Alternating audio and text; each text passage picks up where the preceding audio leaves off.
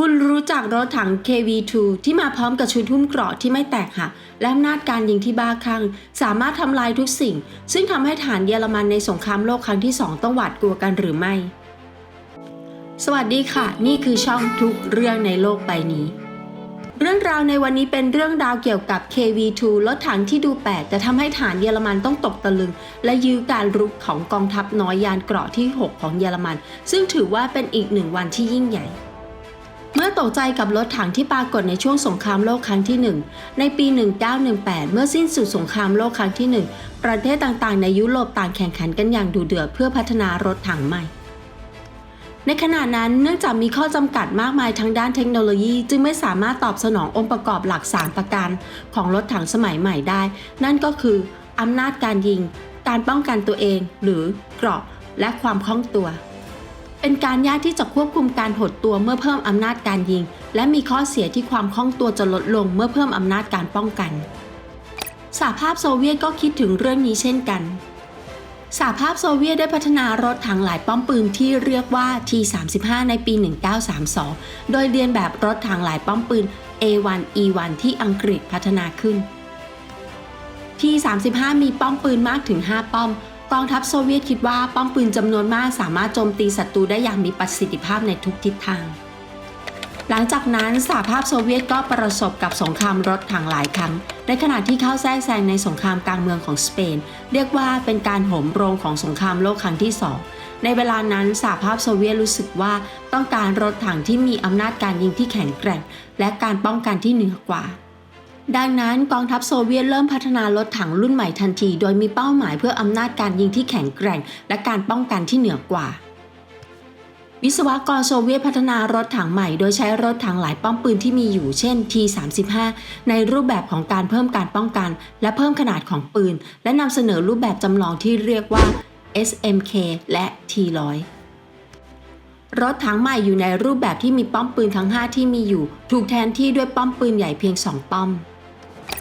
แต่สตาลินกล่าวว่าทำไมคุณถึงพยายามตั้งห้างสรรพสินค้าบนรถถังและตำหนินักพัฒนาและนักพัฒนาก็ได้สร้างรถถังรถใหม่ที่มีเพียงป้อมปืนเดียวนี่คือการที่รถถัง KV1 ถือกำเนิดขึ้นในปี 1939 ได้อย่างไรรถถัง KV1 เป็นรถถังที่ให้ความคล่องตัวและเพิ่มการป้องกันจนถึงขีดสุดในเวลานั้นรถถังส่วนใหญ่มีน้ำหนักน้อยกว่า 20 ตันแต่ KV1 มีน้ำหนักถึง 45 ตันในเดือนพฤศจิกายนปี 1939 เมื่อโซเวียตบุกฟินแลนด์ในสงครามนี้เรียกว่าสงครามฤดูหนาวในสงครามฤดูหนาวนี้รถถังหลายป้อมปืนของโซเวียตไม่ได้ทะลุแนวป้องกันของฟินแลนด์ได้แต่รถถัง KV1 เพียงคันเดียวก็สามารถทะลุแนวป้องกันของฟินแลนด์ได้อย่างง่ายดายน้ำหนักซึ่งมากกว่ารถถังคันอื่นถึง 20 ตันและด้วยรถถังส่วนใหญ่มักจะลงทุนในการป้องกันดังนั้นอาวุธต่อต้านรถถังที่กองทัพฟินแลนด์มีไว้ในครอบครองในเวลานั้นจึงไม่สามารถเจาะเกราะของ KV1 ได้กล่าวกันว่าทหารราบต่อต้านรถถังฟินแลนด์ 80% ถูกสังหารในสงครามฤดูหนาวนี้ต่อมาเมื่อโซเวียตวิเคราะห์สงครามฤดูหนาวพวกเขาคิดว่าเป็นการดีที่จะเพิ่มอำนาจการยิงนอกเหนือจากการป้องกันและเริ่มพัฒนารถถังที่มีพลังมากขึ้นเป็นผลให้ KV1 มีปืนขนาด 75 มม. แต่ KV2 ได้รับการพัฒนาโดยใช้ปืน 152 มม. อย่างไรก็ตามการใช้ปืนรถถังขนาดใหญ่ทำให้เกิดการหดตัวอย่างมากและเพื่อยืดการหดตัวขนาดป้อมปืนก็เพิ่มขึ้นด้วยกันส่งผลให้รถถังมีลักษณะแปลกประหลาดเล็กน้อย KV2 ซึ่งพัฒนาขึ้นในปี 1940 เป็นรูปแบบหนึ่งของ KV1 แต่มีขนาดของปืนหลักอยู่ที่ 152 มม. ข้อมูลจำเพาะของ KV2 คือความยาว 6.6 เมตรและสูง 3.26 เมตรตอนนั้นเป็นรถถังขนาดใหญ่น้ำหนัก 52 ตันอาวุธยุทโธปกรณ์หลักมีปืน 152 มม. 1 กระบอกและปืนกล 2 กระบอกเป็นอาวุธรองเกราะที่หนาที่สุดมีความหนา 11 เซนติเมตรแต่เนื่องจากน้ำหนักมหาศาลจึงมีความเร็วสูงสุด 28 กิโลเมตรต่อชั่วโมงและมีรัศมีการทำงานสูงสุดเพียง 140 กิโลเมตรตามที่อธิบายไว้ก่อนหน้านี้ KV2 ติดตั้งปืน 152 มม. แม้แต่ปืน 152 มม. ที่ติดตั้งก็เป็นปืนใหญ่ไม่ใช่ปืนยิงตรงอย่างเดียวดังนั้นเมื่อทำสงครามต่อต้านรถถังปืนรถถังจะใช้ในการยิงใส่รถถังศัตรูโดยตรงและเมื่อทำลายป้อมปราการของศัตรูปืนรถถังจะสามารถยกขึ้นสูงเพื่อโจมตีศัตรูจากระยะไกลได้ ด้วยวิธีนี้ KV-2 ยังสามารถทำหน้าที่เป็นปืนใหญ่ที่ขับเคลื่อนด้วยตัวเอง ดังนั้นจึงสามารถโจมตีศัตรูได้ไกลถึง 12.4 กิโลเมตร อำนาจการยิงและการป้องกันอันยิ่งใหญ่ของ KV-2 แสดงให้เห็นได้เด่นชัดเมื่อเยอรมันบุกสหภาพโซเวียตในปี 1941 รถถังหลักที่เยอรมันใช้ในช่วงต้นสงครามโลกครั้งที่ 2 คือรถถังยุคที่ 3 และยุคที่ 4รถถังยุคที่ 3 ของเยอรมันใช้ปืนรถถัง 50 มม. และมีเกราะด้านหน้าเพียง 30 มิลลิเมตร และรถถังในยุคที่ 4 มีปืนรถถัง 75 มม. และเกราะด้านหน้า 50 มิลลิเมตร ดังนั้นจึงไม่สามารถเป็นคู่ต่อสู้ของ KV-2 ได้ จากมุมมองของชาวเยอรมัน KV-2 ถูกมองว่าเป็นสัตว์ประหลาดบนท้องถนนอย่างหลีกเลี่ยงไม่ได้ รถถังเยอรมันส่วนใหญ่ถือว่ามีสมรรถนะที่ยอดเยี่ยม แต่ในช่วงแรกของสงครามโลกครั้งที่ 2 รถถังของเยอรมันไม่ได้ยอดเยี่ยมมากเมื่อเทียบกับรถถังของฝ่ายพันธมิตร รถถังเยอรมันมีการควบคุมเสียงรบกวนที่ยอดเยี่ยมและมีความน่าเชื่อถือทางด้านกลไก แต่พวกเขาไม่ได้แสดงประสิทธิภาพที่เหนือกว่าในการต่อสู้รถถัง แต่เป็นเพราะทหารที่ได้รับการฝึกฝนมาเป็นอย่างดี ผู้บัญชาการที่ยอดเยี่ยมและยุทธวิธีที่เยี่ยมที่นำสงครามไปสู่ชัยชนะนอกจากนี้เมื่อเยอรมันบุกโซเวียตสาเหตุที่สามารถได้รับชัยชนะอย่างรวดเร็วโดยการเอาชนะกองทัพโซเวียตได้ก็เป็นเพราะสตาลินของสหภาพโซเวียตกวาดล้างเจ้าหน้าที่ทหารที่มีความสามารถจำนวนมากและทำให้ระบบบัญชาการของทางทหารเสียไป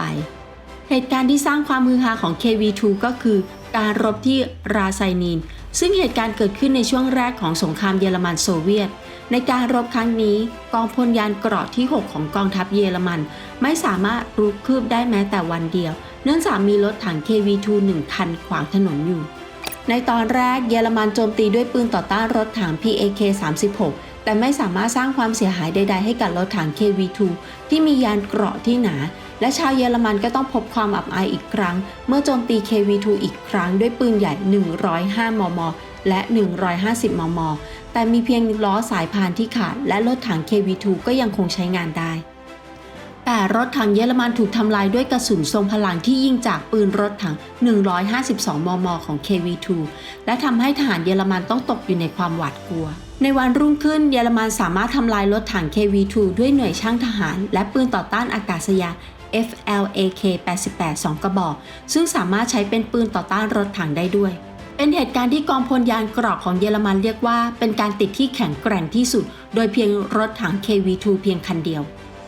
รถถัง KV-2 ซึ่งมีอำนาจการยิงและพลังการป้องกันอย่างมหาศาลจนทำให้ชาวเยอรมันต้องตกตะลึงไม่ได้มีเพียงข้อดีเพียงอย่างเดียวตามข้อมูลของฐานเยอรมันที่ยึดและทดสอบ KV-2